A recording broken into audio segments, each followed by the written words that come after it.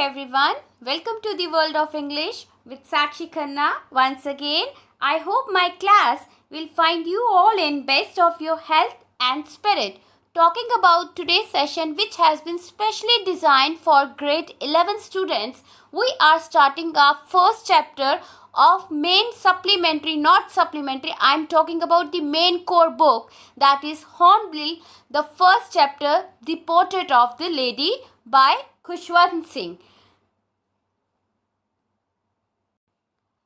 Little gist of the chapter I just want to give you before I proceed. Chapter 1, book Hornbill, The Portrait of the Lady. In The Portrait of Lady by Khushwant Singh, we have the theme of innocence, friendship, love, connection, kindness, selfishness, respect and acceptance. It is also noticeable that the narrator loves his grandmother very much, and if anything, both have a close and loving relationship. So with these thesis statement, you came to know about the story means two major character, grandmother and the author himself, that is Mr. Khushwant Singh. So let us move ahead with the technical story of this chapter. Here I begin with The Portrait of Lady Khushwant Singh, written by Khushwant Singh. He is the author as well and the chief character plus grandson also. So, in the opening thesis statement I just shared with you, The Portrait of a Lady is a part of an autobiography by Khushwant Singh. Autobiography means he is writing himself. In this story, the author draws a pen portrait of his grandmother. Everything is about grandmother. He beautifully unfolds, means reveals their relationship and how it undergoes several changes. In other words, the story is a loving tribute from a grandson to his grandmother. The story gives a picture of human relationship. What sort of relationship we have today with our grandparents. It is a realistic account of how the grandparents give all their time, love, affection, attention to their grandchildren. Before I proceed technically, I just tell you, just make a mindset and overview the relationship of your grandparents with you. Those who have grandmother, grandfather, father, or both, if you people are having, then you must be called yourself lucky person, because you are having the love and affection of both. So please get that overview in your mind. Set the picture, the relationship, how you have the relationship with your grandparents and what they are demanding from you, what you people are doing with them. Then you will understand the story much better. So let's move to the summary, gist and the main plot of the story, which we are going to finish in today's session. Before we proceed, let us talk about the major characters which we are having in this chapter. The Portrait of a Lady, about the characters. First of all, as you people understood already, grandmother, grandson, maybe the parents and some other characters. Let's talk about the character. Let me make little broad for you. Grandmother. Khushwant Singh's grandmother is described as an extremely religious person. Number one, characters check. She was a very kind lady, a kind-hearted. She was short, fat, slightly bent, the physical appearance of the lady. Her face was wrinkled and she was always dressed in spotless white clothes. In the village, she took care of all the needs of the author when he was a child. So with these description, you came to know that grandson was living with grandmother and she was taking care of all his needs in the village, means parents were not around. Now Khushwant Singh, the second major character, the author himself, he recounts his childhood, refresh his memories of his childhood days and his relationship with his mother in this story. Okay? Back to The Portrait of Lady summary in English. Okay, because I believe to work in the target language, and your target language is English, so don't expect that Hindi will be used to explain the English chapter. You need to write, you need to develop your question making, answer making power in this target language only. So the author remembers his grandmother and grandfather. The author recalls his grandmother as a very old lady. For the 20 years that the author had known his grandmother, he had found her old, wrinkled.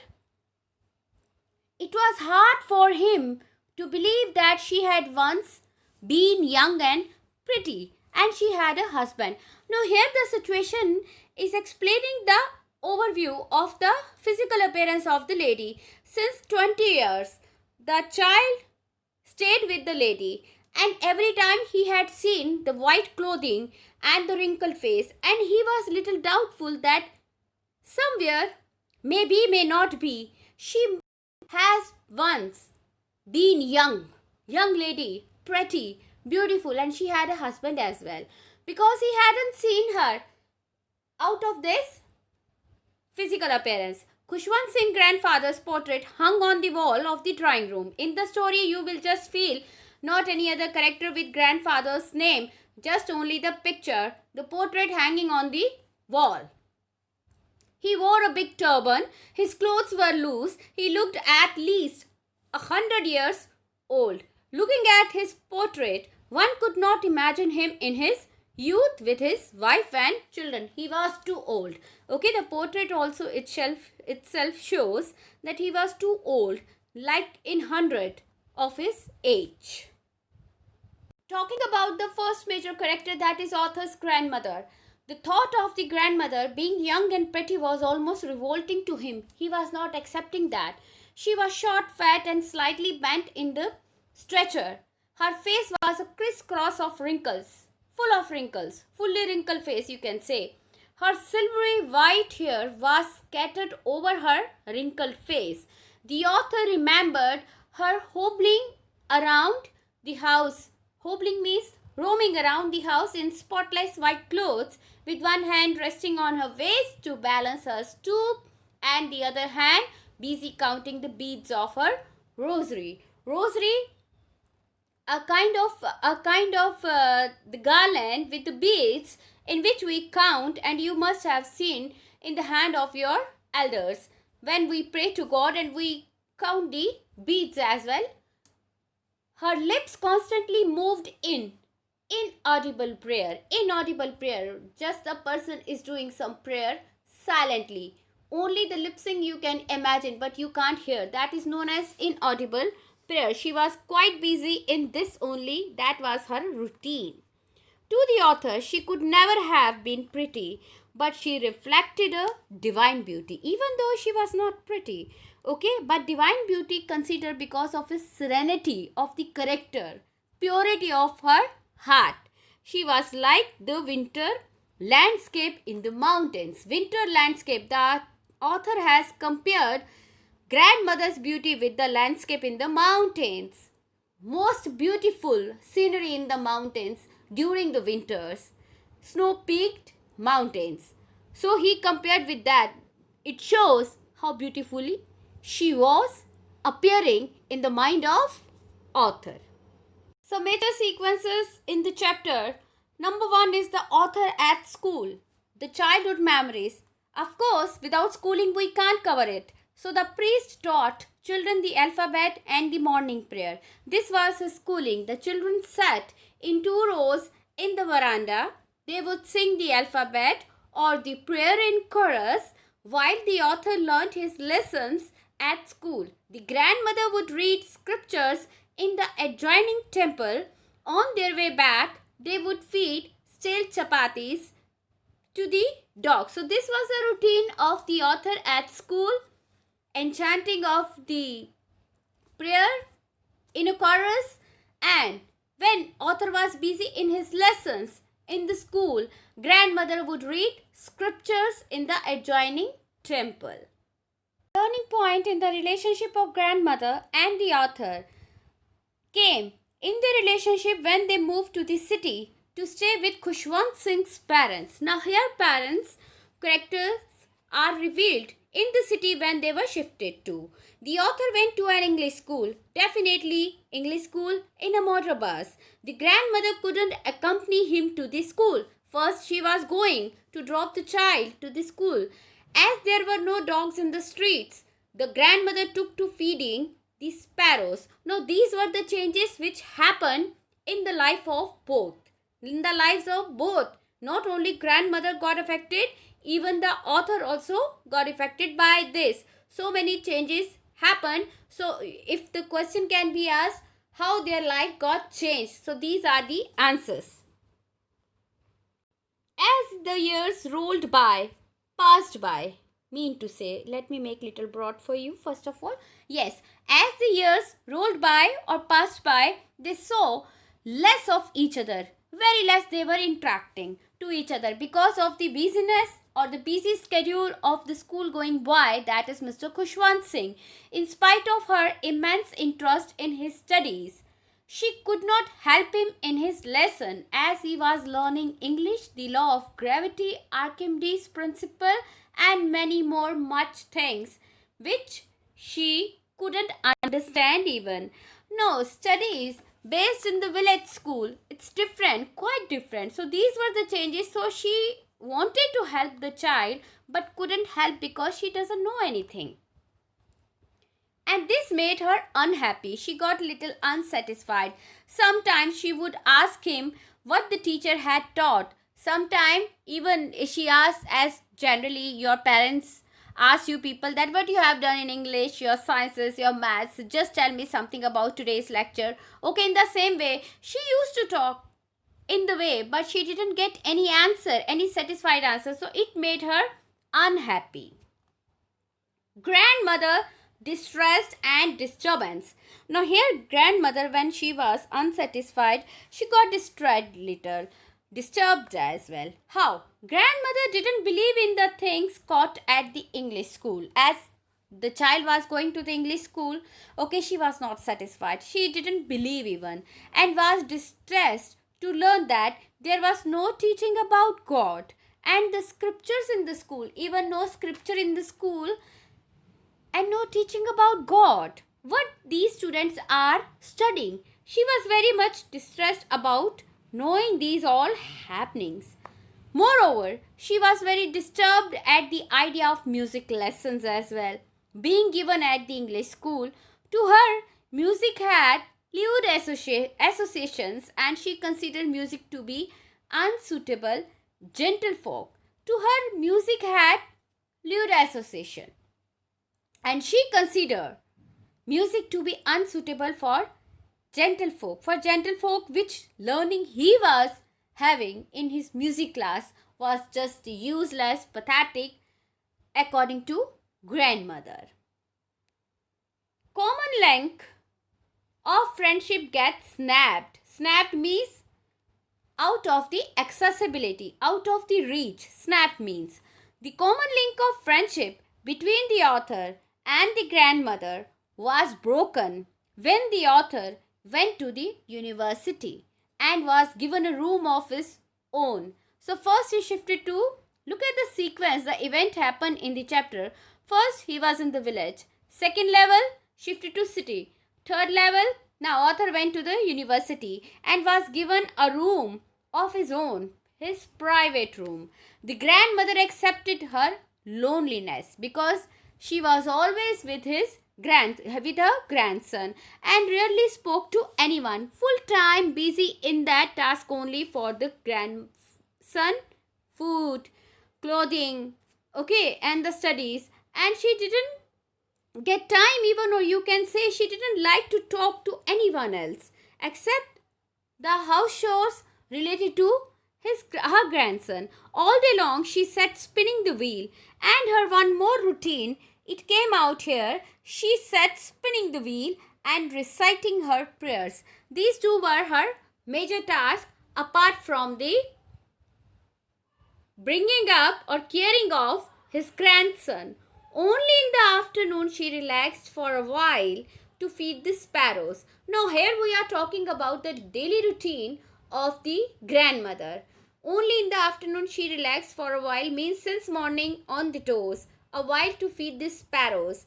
They perched on her shoulders and some even on her head, but she never shooed them away. Shoot them means fly them away. It used to be the happiest half hour of the day for her. It used to be the most happiest moment of her day, if it can be as the happiest moment or the daily routine, daily chores of the grand lady, then you need to explain about these things. In the series of the major events of the story, The Portrait of the Lady, we are talking about the plot of the story. Let us talk about the next event, next major event when author leaves for higher study. The author decided to go abroad for higher studies for 5 years. He was sure that his grandmother would be upset at his departure, but it didn't happen. But she was not even sentimental. She came to the railway station to see him off. She showed no emotion. Now here again one characteristic race that control over the emotion. She was so strong, courageous lady. She was absorbed in praying and counting the beads of her rosary at the station. Silently she kissed his forehead. The author thought that perhaps it was the last sign of physical contact between them, as she was too old. So author decided to meet her properly, may not be able to see him at the return, means physically at the return. Moving ahead with the next major event of the chapter, that is author's return and mother falls sick. After 5 years, the author found his grandmother at the station when he returned. Again, she was there at the station to receive him. She held him in her arms. He found her more religious and more self-contained. He could hear her reciting prayers. She was doing the same. Even that day, the happiest moment for her was feeding the sparrows herself. However, something strange happened to her in the evening.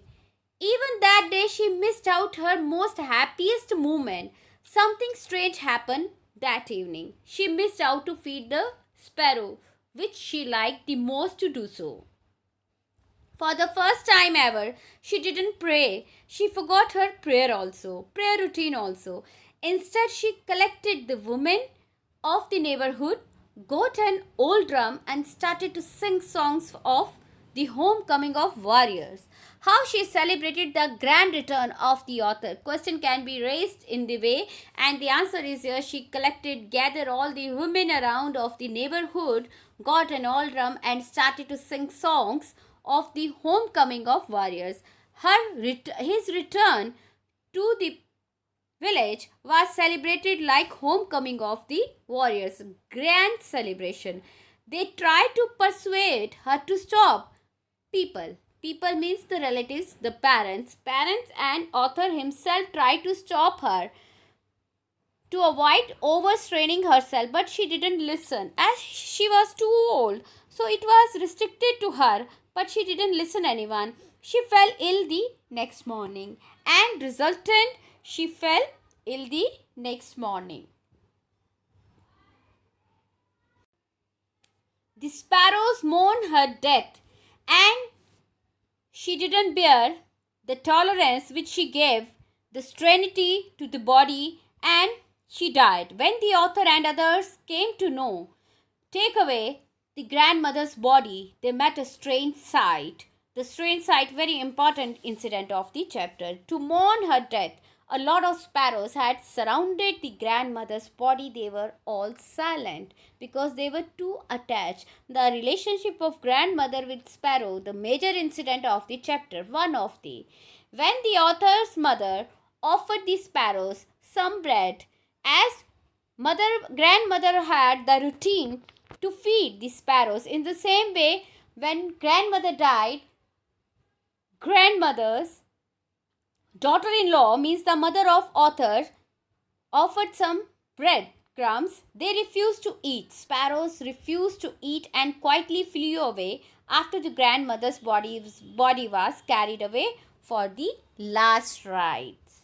Yes, how interesting and how touching it is. Indeed, it is. It shows the relationship not with the human being, with the bird kingdom, the sparrows to whom she was feeding all the day at fixed time, and they observed the death of the lady. So here the story ends, and the portrait of the lady, some highlights of the chapter. When the author Khushwant Singh was a little child, his parents left him in the village with his grandmother and went to live in the city. The author's grandmother was an old lady. She was very religious. The author shared very close bond with his grandmother.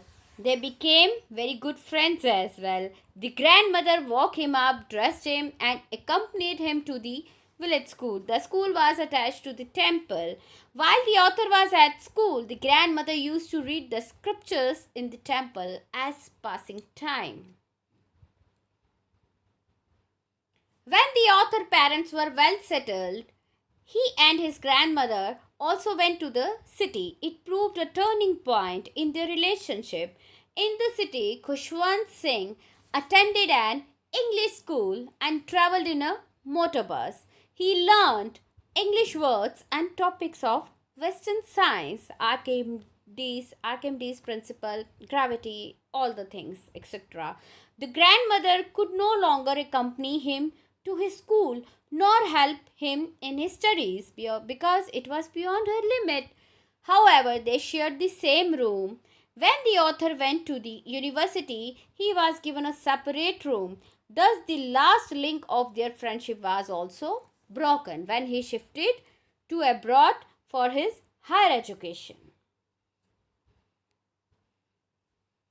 The grandmother kept herself busy in her prayers and spinning the wheel. Her favorite part of the day was feeding the sparrows, which she forgot she didn't do before her death. When the author went abroad for higher study, the grandmother came to see him off at the station, but she showed no emotion and was not even sentimental. The author came back after 5 years and was received by his grandmother at the station, and she was unchanged and did not look a day older. In the evening, the grandmother didn't pray and instead collected the women of the neighborhood and celebrated her grandson homecoming just like warriors. The grandmother fell ill the next day because of the exertion and the strain, you can say. She knew that her end was near. She stopped talking and closed her eyes. She didn't talk to anyone, even though she knew her end was near. She was lost in her prayers and counting the beads of her rosary. Suddenly the rosary fell down and her lips stopped moving. She was dead. Thousands of sparrows assembled in the room and sat quietly to mourn her death. They did not even eat the crumbs given by the author's mother. After the grandmother's body was taken for cremation, the sparrows flew away silently. Before I move to the next segment of the chapter, today's session, word meaning, some hard words which we will have in the chapter. So we need to understand that also. So portrait, the true picture. Mental pace, shelf above a fireplace. Absurd, ridiculous. Fables of the prophets, story of the Sikh gurus.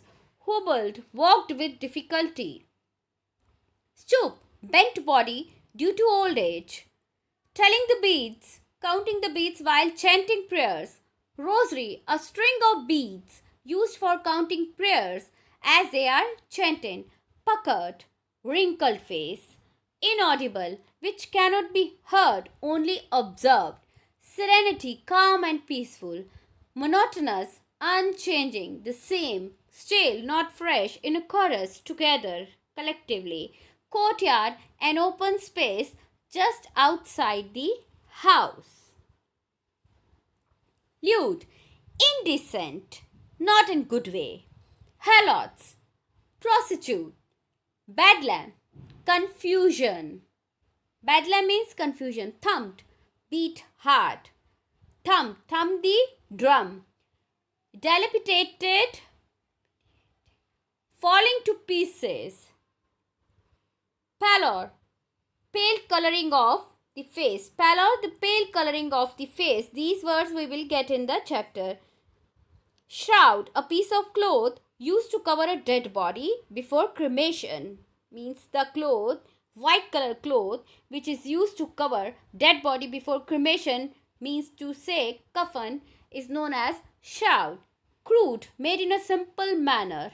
Scattered, lying here and there, took no notice of, didn't care even. Now I am sharing the overview of the story.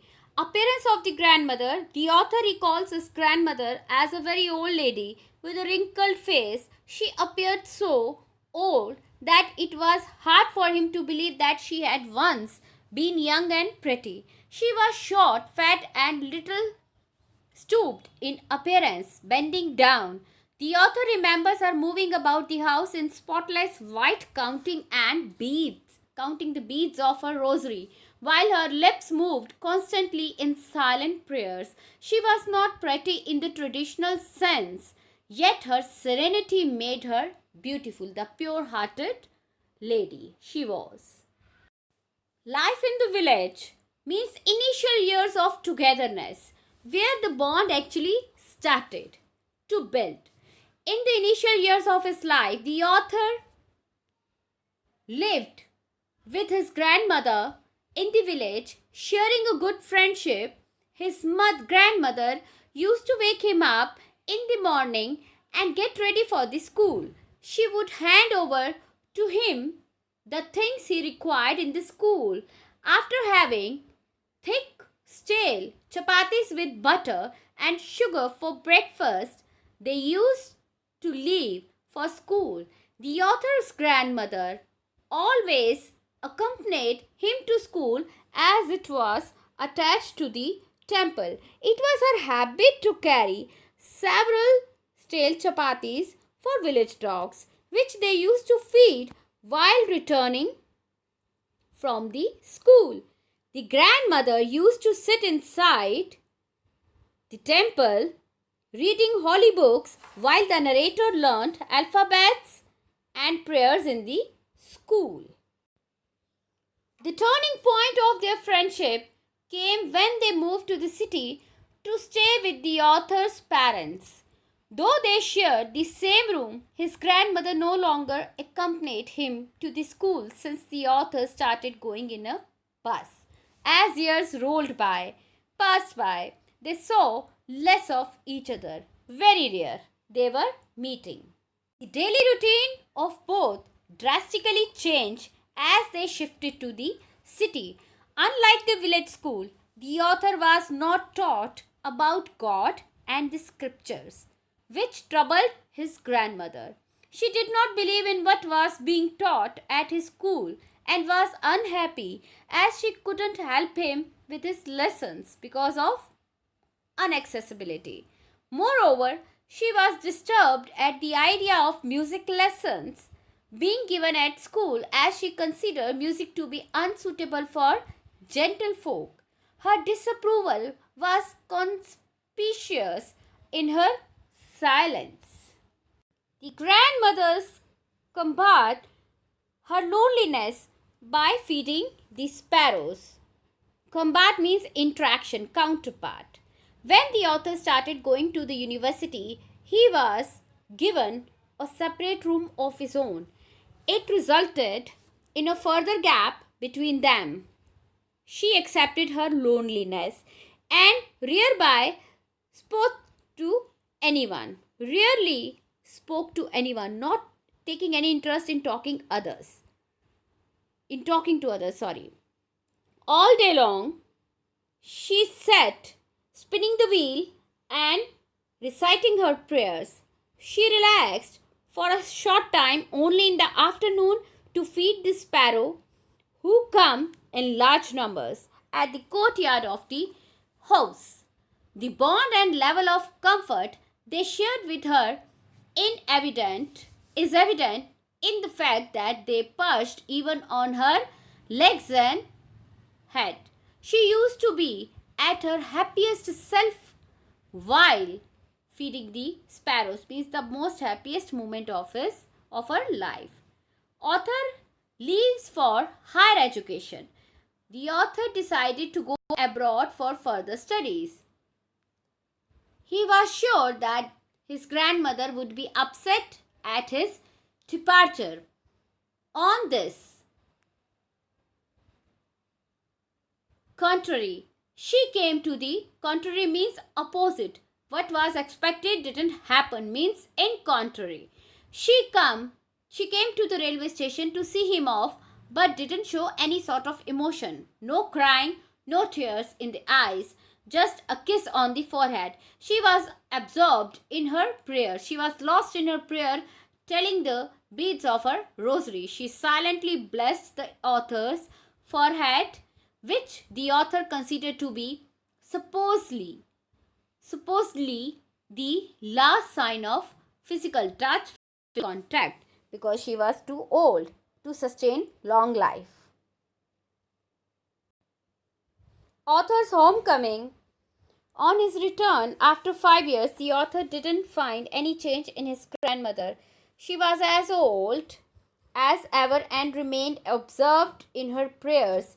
Even that day, the happiest moment for her was feeding the sparrows, which she missed out. In the evening, for the first time ever, she didn't pray. She collected several ladies of the neighborhood and sang songs related to the homecoming of the warriors. She had to be persuaded to stop singing in order to avoid overstraining, exertion to the body. However, the next day she was taken ill. Grandmother's death. Though diagnosed with a mild fever by the doctor, grandmother knew that her end was near. She decided to spend the last few hours of her life reciting prayers and telling her beads. Soon her lips stopped moving and she died. A silent tribute by the sparrows were made the most touching scene of this chapter. The family went to make arrangements for the grandmother's funeral. They were occupied in all the last rites of the funeral. As they came with the stretcher, they stopped midway to find thousands of sparrows scattered around her dead body. The sparrows mourned the death of the grandmother in utter silence, no chirping around. They ignored the breadcrumbs thrown at them by the author's mother and flew away silently after the body was carried away for cremation. The breadcrumbs were swept away by the sweeper next morning. Now see the love and affection of the birds as well toward grandmother. We are talking about the relationship here. Relationship which is fed by the love, affections and attention. Before I sign you off, guys, I just want to tell you about today's session in which we have introduced the first chapter of the book Hornbill, The Portrait of the Lady, author Mr. Khushwant Singh. It's an autobiography of Khushwant Singh as well. So in this chapter, in today's session, what we have done, the hard words to understand, the gist of the story, the theme of the story, detailed description of the summary of the story. Tomorrow we are coming up with the word-to-word, line-to-line explanation from the textbook. So I hope that tomorrow you will be ready with your textbook, physically or in PDF form. That is mandatory for you. Before I close today's session, just brief you up about the story. That is about the author who is very much grateful to the grandmother for everything she has done for him and knows that she has made him into the man that he is today. In reality, the narrator's greatest influence in his lifetime has not been his parents, even though parents influence the children. But here, grandmother influenced more than parents in the lifetime or the things he may have learnt in school, but rather it is his grandmother influence in his life which has shaped the narrator from a young boy to grown-up man. She has always been there for him, and it's all about the relationship because they both were so connected, associated together with love and affection. still in the mind of the author, and he penned down the description in the form of a chapter, beautiful story, The Portrait of the Lady. Signing you off till the time. Stay protected, stay safe, and support your parents. You are wonderful, just amazing students of mine. Thank you so much. Goodbye.